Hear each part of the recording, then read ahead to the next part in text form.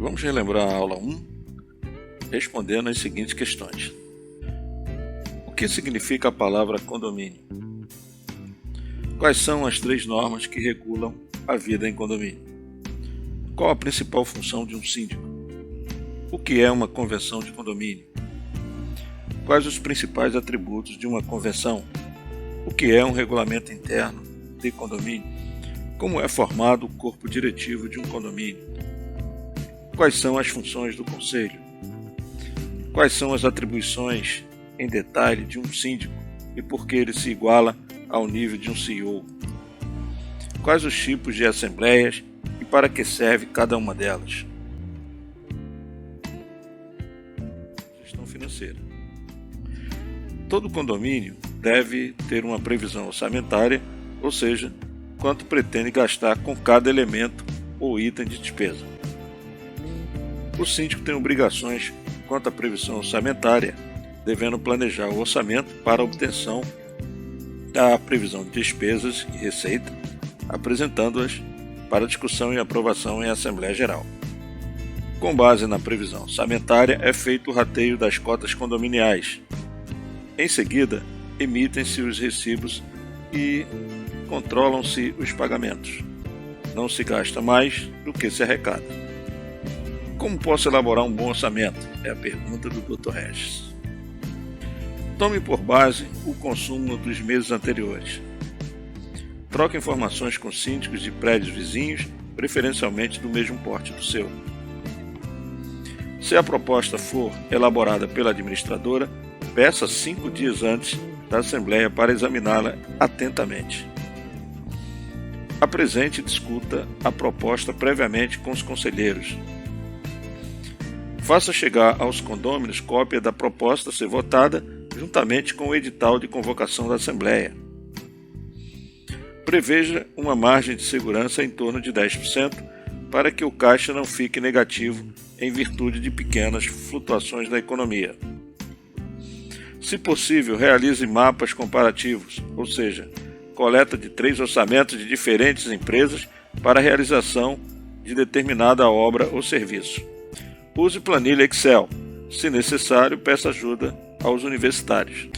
Neste quadro, apresentamos os principais tipos de despesas de um condomínio. Na área de pessoal, temos os salários, férias, 13º, horas extras, rescisões e os benefícios fornecidos aos empregados. Na área de encargos sociais, temos o INSS, o FGTS, PIS, INSS de terceiros, autônomos que prestam serviço. Na manutenção, temos os custos com elevadores, bombas, portões e interfones, piscinas e jardins, antenas coletivas, recarga de extintores. Em materiais e administrativos, temos os custos de limpeza, peças de reposição, uniformes, honorários da administradora ou advogados, isenção da cota do síndico, xerox, autenticações e outros. Na área de benfeitorias e seguros, temos as despesas com seguros predial, seguro de vida, reformas, novos equipamentos, e na área de emergenciais ou de emergências, temos obras de vazamento, entupimentos, bombas d'água, elevadores e demais equipamentos.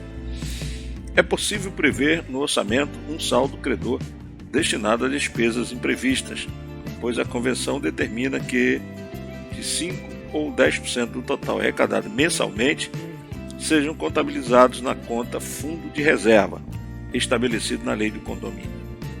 É de se lembrar que a Lei do Condomínio determina a não utilização do Fundo de Reserva para pagamento de despesas ordinárias. O Fundo de Reserva deve ser fixado quando da aprovação do orçamento, estabelecido de acordo com as condições financeiras do condomínio.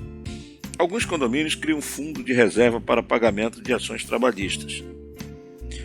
O síndico deve fazer a aplicação financeira em nome do condomínio, com aprovação do Conselho Consultivo ou pela Assembleia Geral, para maior segurança. Para a movimentação da aplicação, é aconselhável a assinatura do síndico e do presidente do Conselho. Se a quantia do fundo de reserva for insuficiente para o pagamento de alguma despesa extraordinária, o valor deverá ser rateado entre os proprietários de cada unidade. Uma preocupação do Dr. Regis é saber o que mais podemos fazer para as finanças em dias. Terminado o mês, a administradora ou síndico deve apresentar um balancete de contas detalhado, referente ao mês anterior. A cada mês, faça uma auditoria dos registros contábeis feitos pela administradora. Crie o hábito de fazer auditoria mensal nas contas do condomínio. Muitas vezes, identificamos lançamentos indevidos. Todos os documentos comprobatórios deverão ter o visto do síndico e a pasta contendo estes documentos deverá ser analisada pelos membros do conselho. Esta pasta também deve conter informações sobre cotas em atraso, multas recebidas, se for o caso, saldos bancários, saldos em poupança, posição do fundo de reserva. Não pode expor os condôminos em atraso, embora individual, o síndico administradora deve fazer a cobrança e expor os motivos da necessidade de quitação dos compromissos. Reúna a diretoria para conversar sobre os resultados ou medidas corretivas pelo menos uma vez por mês. Agora vamos estudar um caso. Simule um orçamento para o seu condomínio. Você foi escolhido o síndico do seu prédio e precisa montar ou ajustar o orçamento do seu condomínio. Levante de forma simulada todas as despesas previstas e divida pelo número de condôminos, a fim de encontrar o valor da cota mensal.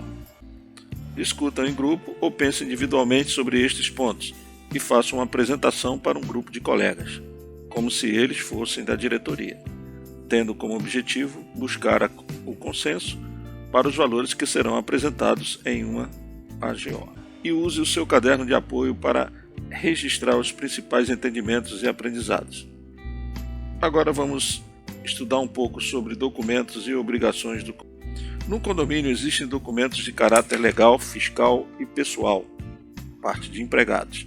O síndico é responsável pela guarda dos documentos legal e fiscal durante 5 anos e dos documentos referentes a pessoal, empregados, pelo período de 30 anos. O condomínio também deve ter livros, quais sejam livros de atas das assembleias, livro de presença dos condôminos nas assembleias e o livro de ocorrência disponibilizado em local público. De acordo com a Instrução Normativa da Secretaria da Receita Federal, número 87, os condomínios que auferirem rendimentos de capital ou que pagarem rendimentos sujeitos à retenção na fonte são obrigados à inscrição no CNPJ. Até porque, neste caso, os condomínios são obrigados a fazerem a declaração de imposto de renda.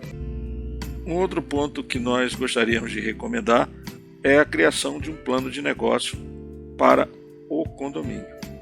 O ideal seria o síndico fazer o nosso curso Canvas Inovação, no qual ensinamos a construir um plano de negócio e um plano de trabalho para uma empresa ou condomínio. Afinal, o condomínio é uma empresa do terceiro setor.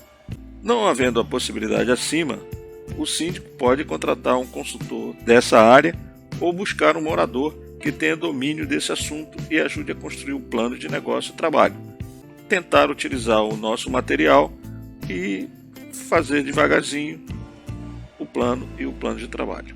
Tudo que é bem planejado e organizado é mais fácil de ser gerenciado e dar bons frutos. E vamos conhecer um plano de negócio em um condomínio. Acesse a pasta modelo de plano de negócio no material do curso e tente compreender como é montado um plano simplificado de negócio para um condomínio. Também, no mesmo arquivo de apoio, veja um plano de trabalho modelo utilizado por um condomínio. Vamos falar sobre a importância da comunicação. Como dizia o velho Chacrinha, quem não se comunica se trumbica. Talvez possamos afirmar que a maior virtude de um síndico ou de um líder, gestor, é saber se comunicar. É saber ouvir, é saber falar, é saber se posicionar. Já nessa parte inicial, podemos afirmar que essa virtude é muito relevante. Comunicar é saber ouvir, mas também falar, informar e dar satisfação. Muitos síndicos não ouvem e querem levar as coisas para o emocional e se tornam valentões. O final é infeliz, muitas vezes na porta de uma delegacia. portanto recomendando que tudo seja decidido nas assembleias, mas que o síndico, na medida do possível, ouça sua comunidade com educação e firmeza.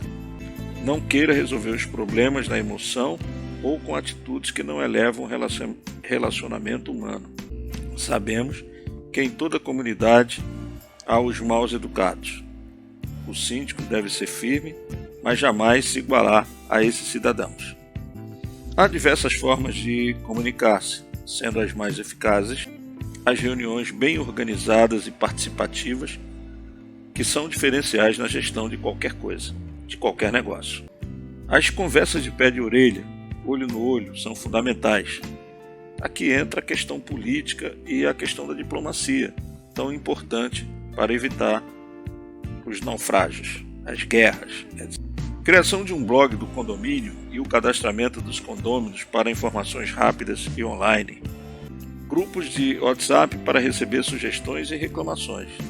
Jamais fofocas. Criação de um site com blog é uma boa forma de manter tudo do condomínio registrado e de forma online.